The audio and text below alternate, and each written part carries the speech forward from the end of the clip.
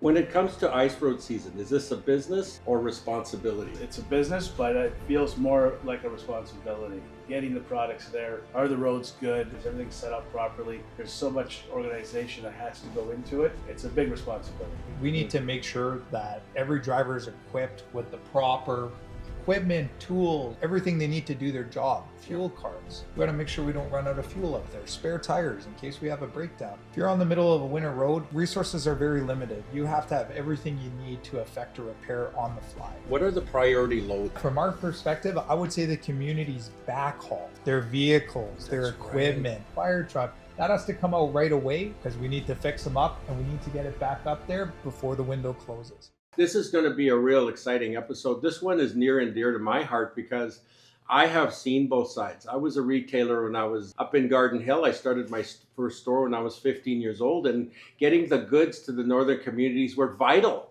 because it would really reflect on my bottom line. A winter road could make or break you. It'd sink you if you don't have a good winter road.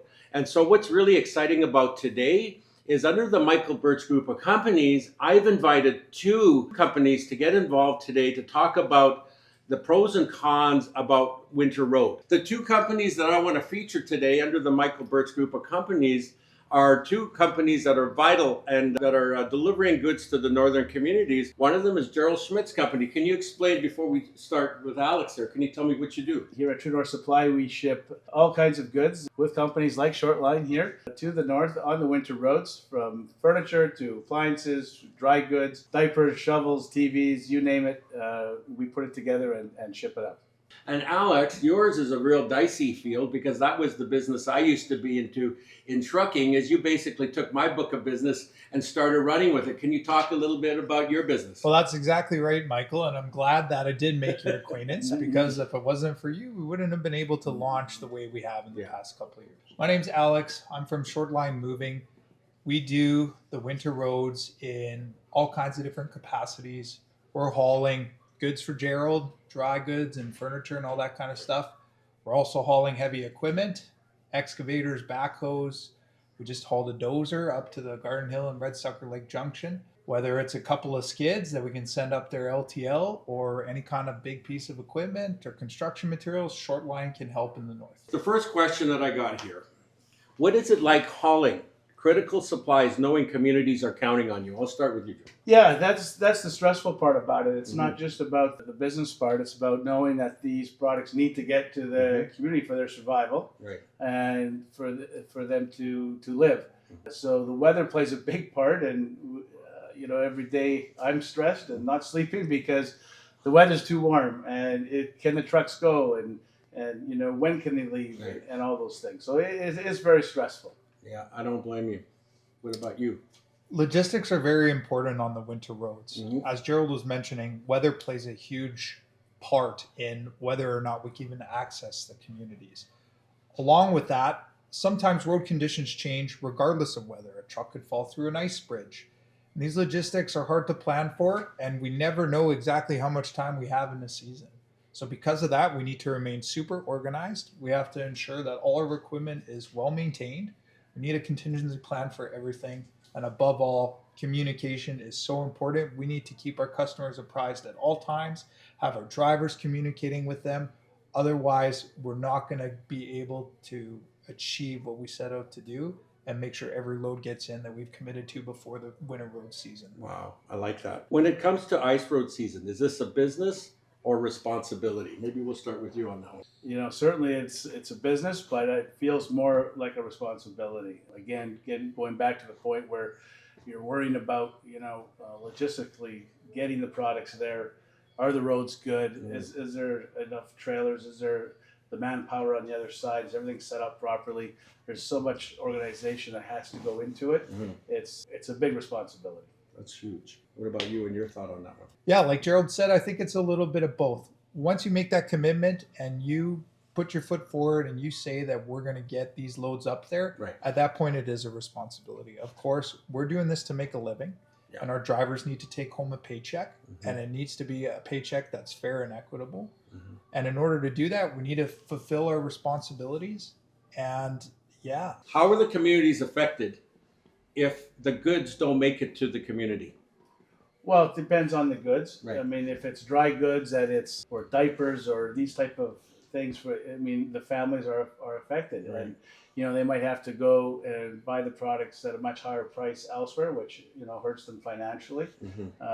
Or they might have to wait until the items can be flown in or get there by some other means, which again is, a time and money. So there's certainly, it affects everybody. If it's machinery that's going up and it doesn't make it, it could affect the project that they're doing. The winter roads is vital for them to get the things that they need for the whole year up That's there. crazy in such a short timeline. Alex, I'll ask you the same thing. How are the communities affected? The projects are the big one. If we can't get that construction equipment up there before the winter road window closes, Right. it's going to put behind a lot of projects and materials as well. It's not easy to ship those. If you're going to pay a charter to ship materials up, it's going to cost you a pretty penny. Right. Construction equipment, machinery, you don't have a choice. You have to get that on the winter road. Wow. And that needs to be prioritized. Okay. Well, you know what? I'll ask you this same question then. How many weeks from start to finish do you have? We never know. You never know. We never know. And even if we do get off to a good start, it can change on a dime.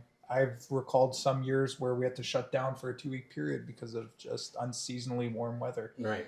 That's why it is imperative that if you can get a load up there, if you have the resources available and that load is ready to go, you can't wait around. You got to get it in there. Wow. It's just vital to get the loads up when they can go.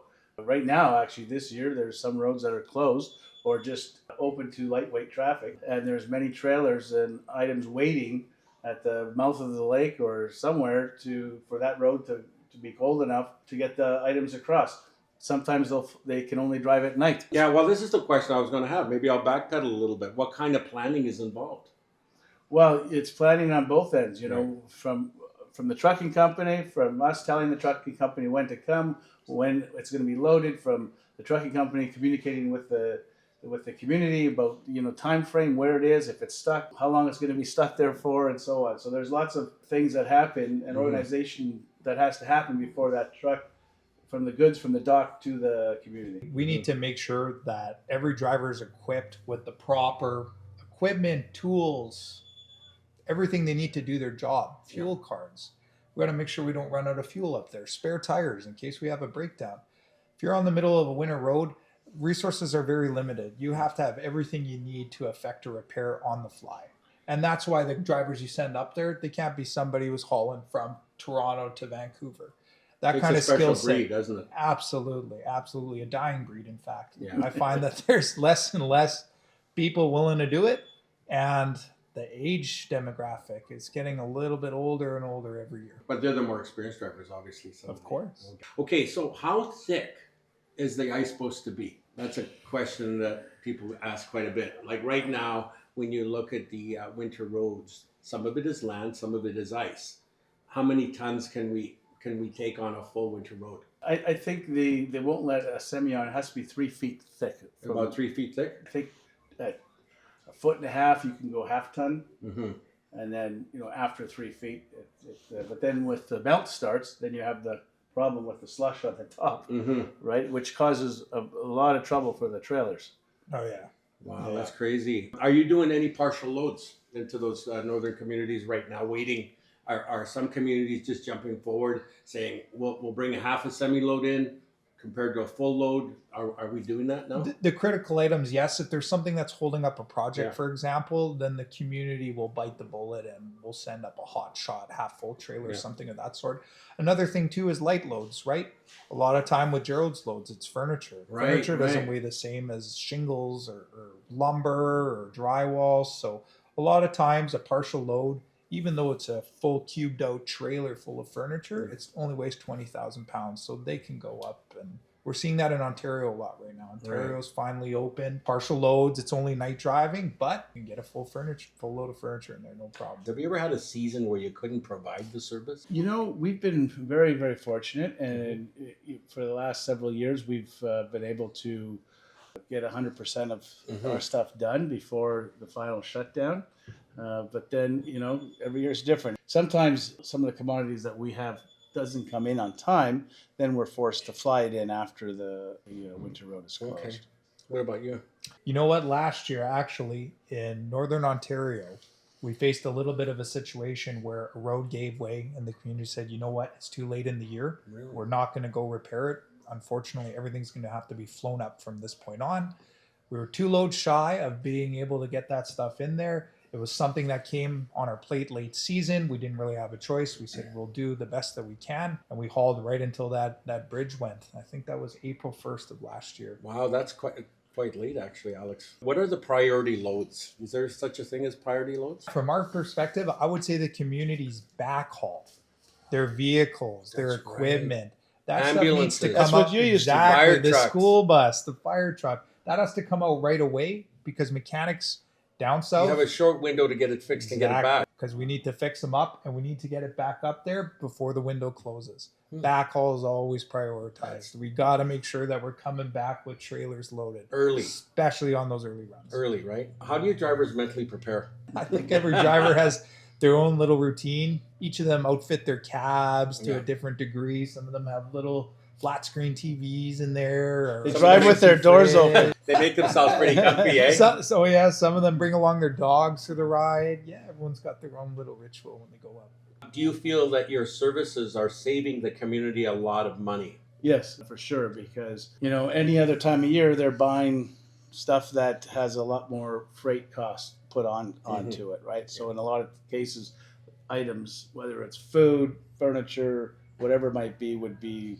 a lot of times doubled or tripled. Right, right. Just simply because of the freight. So we're going to use air, the comparison. We talked a little bit about it. I mean, there's a vast difference in the two businesses, obviously, between air transport compared to trucking. Yeah. There must be a massive difference in cost of goods. Yeah, if the roads go and you have to fly product in, it's, could be 3-4 times the cost, Right. which That's a lot. makes everything on that plane a lot more expensive.